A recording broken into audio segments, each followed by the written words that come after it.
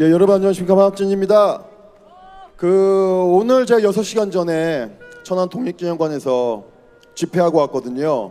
김영석 신임 독립기념관장 집무실 코앞에서 1시간 동안 집회하고 왔는데 무궁화 타고 올라왔더니만 여긴 또 그늘이고 바람 불어서 그나마 낫습니다. 그래도 이 뜨거운 아스팔트에서 여러분들이 계신 분이 정말 여러분들이 이길 겁니다. 여러분 이번 집회 끝나고 시원한 냉면집 가서 얼음 동동 떠있는 물냉면 드셔야 되잖아요.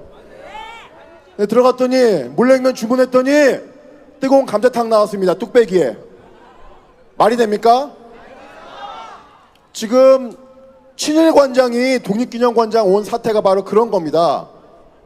여러분 종로에 있는 조계종 총무원장으로 전광훈 목사가 취임했답니다. 말이 안 되죠? 근데 지금 그런 일이 벌어지고 있습니다. 한번 찾아봤어요. 우리 역사에서 이런 말도 안 되는 일이 벌어지는지.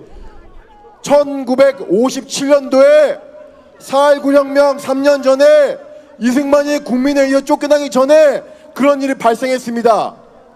심산 김창숙이라고 하는 대한민국의 대표적인 유림이자 유학자인 독립운동가가 일제강점기에 친일 유림들을 몰아내고 성균관대학을 민족사학으로 딱 만들어놨더니만 그게 눈에 가시가 되니까 이승만이가 이명사라는 사람을 앞장세워서 김창수 선생님을 몸을 들어서 학교 밖으로 쫓아냈습니다.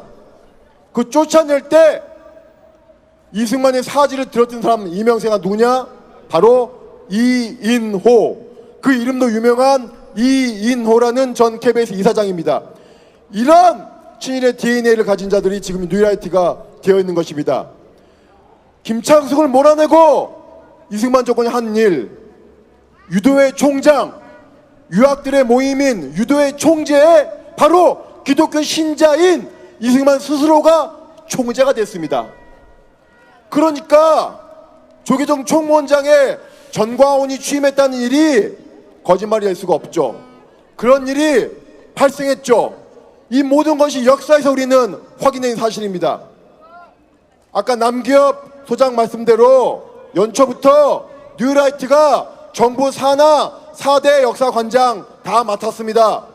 동북아 역사재단, 국사편찬위원회, 한국중앙연구원.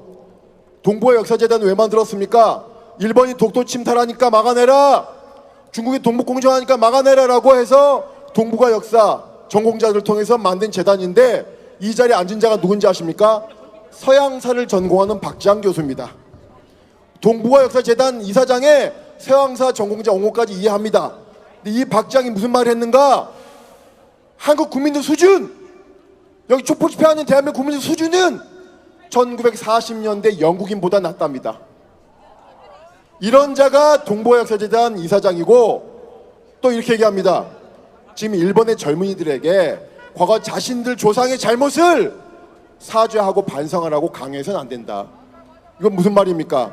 일본 젊은이들에게 너희 조상 한 일을 똑같이 반복하라고 얘기하는 건 아니겠습니까? 두 번째 기관, 국사편찬위원회, 한국의 역사를 담당하는 기관장입니다. 차관급이에요. 뉴라이트 출신 허동윤이가 임명됐습니다. 이자가 당연히 뭐라고 얘기했는가? 빨갱이인 홍범돈 장군 흉상은 육사에서 빼야 된다 라고 얘기했습니다. 그 자가 작년에 이 한 발언한 자가 올 초에 4월 달에 대한민국 국사편찬위원장에 앉았습니다. 또 세 번째, 한국학중앙연구원. 이것도 역시 장관급 자리입니다. 누가 왔는가? 김낙연. 그 악명 높은 반일 종족주의 낙성제 경제연구소 멤버들이 집필한 뉴라이트의 숙주라고 할 수 있는 낙성대 경제연구소 이사장인 김낙연이가 한국과학중앙연구원 원장으로 7월 말에 취임했습니다. 이자가 반일 종족주의에서 뭐라고 했습니까? 일제강점기 일제는 우리 농민들에게 쌀을 수탈한 것이 아니라 우리 농민들이 일본의 쌀을 수출했다고 합니다. 이것은 마치 성추행범이 여성을 성추행해놓고 이건 성추행이 아니고 성교육시켰다고 말한 것과 똑같습니다. 맞지 않습니까? 그래도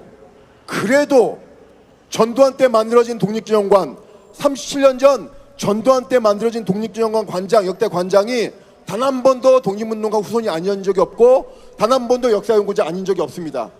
전두환, 노태우, 이명박, 박근혜도 하지 않았기 때문에 그래도 앞에 세 개 기관은 모르겠고 독립기념관만큼은 뉴라이트가 오지 않을 걸로 믿었는데 우리의 오산이었어요. 이만큼 윤석열은 타의 추종을 불허하는 친일 독재자입니다. 맞습니까? 오늘 데모하고 왔죠. 오늘 다행스럽게 더불어민주당 오셨습니다. 조국혁신당 오셨습니다. 진보당 오셨습니다. 정의당 오셨습니다.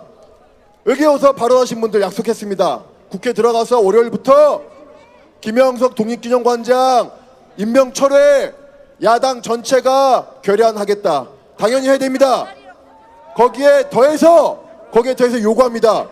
결의안만이 아니고 임명 과정을 밝히는 청문회도 해야 됩니다. 여러분 맞습니까?